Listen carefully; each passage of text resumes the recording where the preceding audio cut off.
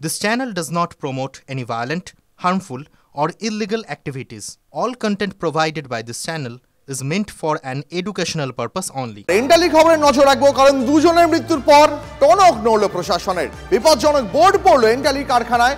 আগেই ঘটনাস্থল পরিদর্শনে গিয়েছিলেন বিধায়ক, আর এবার ঘটনাস্থলে পৌঁছলো ফরেনসিকের টিম। দেখতে পাচ্ছেন সেই ছবি আপনারা, ফরেনসিকের টিম ঘটনাস্থলে পৌঁছেছে। আপনারা জানেন গতকাল রাতে এন্টালিতে পরিত্যক্ত কারখানার একাংশ ভেঙে বিপত্তি হয়, দেওয়াল চাপা পড়ে দুজনের মৃত্যু হয়, তারা সম্পর্কে দাদা ভাই। সেখানেই আজ ঘটনাস্থলে পৌঁছে গেছে ফরেনসিকের টিম। এই মুহূর্তে ঘটনাস্থল থেকে রয়েছেন আমাদের সহকর্মী সিজার। সিজার, এই মুহূর্তে ফরেনসিকের টিম তারা মূলত কোন কোন জিনিসগুলো খতিয়ে দেখছে?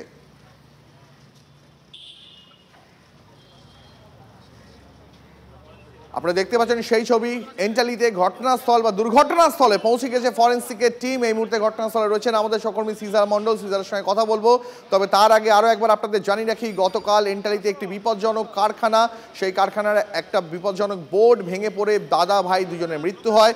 ঘটনাস্থলে গিয়েছিলেন বিধায়ক স্বর্ণকমল সাহা। কি জানিয়েছিলেন তিনি ঘটনাস্থল পরিদর্শনে গিয়ে, শোনাবো। এটা কি কোনো ডেভেলপার কিনেছিল, মানে প্রমোট করবার জন্য? আমি এটা ঠিক জানি না। আজকে পেপারে পড়ছিলাম যে কোনো একটা বড় ডেভেলপার বোধহয় এখানে কিনেছে এই জিনিসটা। যারা বাড়িওয়ালা তারা যদি বিক্রি করে দিয়ে থাকে, তাহলে যারা কিনলো তাদেরকে দায়িত্ব নিয়ে এগিয়ে আসতে হবে। বিপজ্জনক বাড়ি ভেবে পড়ে থাকবে হবে না। রাস্তার উপর বাড়ি হলে আরও বিপজ্জনক হবে। রাস্তায় গাড়ি ঘোড়া চলছে, একটা বিজি রাস্তা এটা, সবসময় গাড়ি ঘোড়া চলে, মানুষ চলাচল করে। যদি ভেঙে পড়ে, হুড় করে ভেঙে পড়ে কেউ আরও লোক নিহত হয়, সেটা তো দেখতে হবে। কিন্তু দায়িত্ব জ্ঞানহীন মনে হচ্ছে যা বাড়িওয়ালা, তাদের একটা কর্মচারী দুজন মারা গেল। এই মুহূর্তে ঘটনাস্থলে রয়েছেন আমাদের সহকর্মী সিজার মণ্ডল। সিজার, ফরেনসিকের টিম ইতিমধ্যেই পৌঁছে গেছে, যেমনটা তুমি দেখাচ্ছিলে। তারা মূলত কোন কোন বিষয়গুলো আজকে খতিয়ে দেখবেন ঘটনাস্থলে?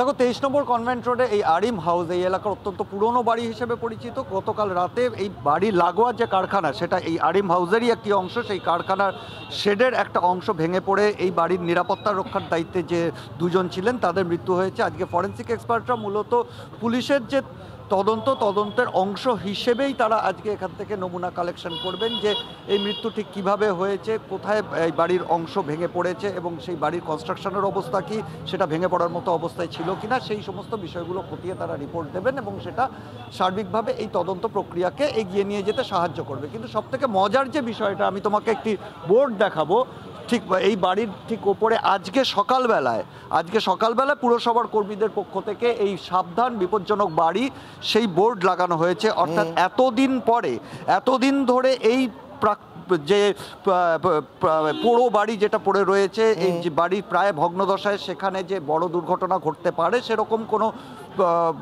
তথ্য বা কোনো ধরনের ব্যবস্থা কিন্তু পুরসভার পক্ষ থেকে নেওয়া হয়নি। গতকাল রাতে দুজনের মৃত্যুর পরে কার্যত টনক নড়েছে পুরসভার, এবং তারপরে এটাকে বিপজ্জনক বাড়ি হিসেবে চিহ্নিত করা হয়েছে। এবং এটাই বোধহয় সবথেকে বড় ছবি আজকের দিনে দাঁড়িয়ে, যে দুজন মৃত্যুর পরে পুরসভার বিপজ্জনক বাড়ির বোর্ড লাগানো হচ্ছে, অর্থাৎ পুরসভার টনক নড়ছে। এবং এই এলাকা এরকম একটি বাড়ি নয়, একাধিক এই ধরনের কলকাতা শহরে বাড়ি রয়েছে যেগুলো বিপজ্জনক অবস্থায় রয়েছে। কিন্তু পুরসভার নিজস্ব অডিট রয়েছে, তারপরেও কেন এই ধরনের বাড়িকে আগে চিহ্নিত করা হলো না, সেটাই কিন্তু এই মুহূর্তে সবথেকে বড় প্রশ্ন। অনেক ধন্যবাদ তোমাকে সিজার।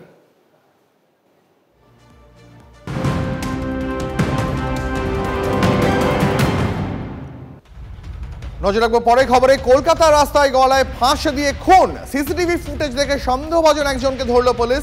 ধৃতের নাম মোহাম্মদ সরফরাজ। রবিবার রাতে এমজি রোডের ধারে ফুটপাতে মাঝবয়সী এক অজ্ঞাত পরিচয় ব্যক্তিকে অচৈতন্য অবস্থায় পড়ে থাকতে দেখা যায়। খবর পেয়ে দেহ উদ্ধার করে জোড়াসাঁকো থানা। ফুটপাতের ধার থেকে তাকে উদ্ধার করে হাসপাতালে নিয়ে যাওয়া হলে মৃত বলে ঘোষণা করেন চিকিৎসকরা। ঘটনাস্থলে সিসিটিভি ফুটেজ খতিয়ে দেখে তদন্ত শুরু করে পুলিশ। রাস্তার ধারে সিসিটিভি ফুটেজ দেখে সরফরাজ নামে একজনকে শনাক্ত করে জোড়াসাঁকো থানার পুলিশ।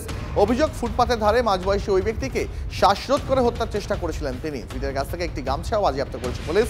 প্রাথমিক অনুমান, ওই গামছাটি ব্যবহার করেই শ্বাসরোধ করার চেষ্টা হয়েছিল।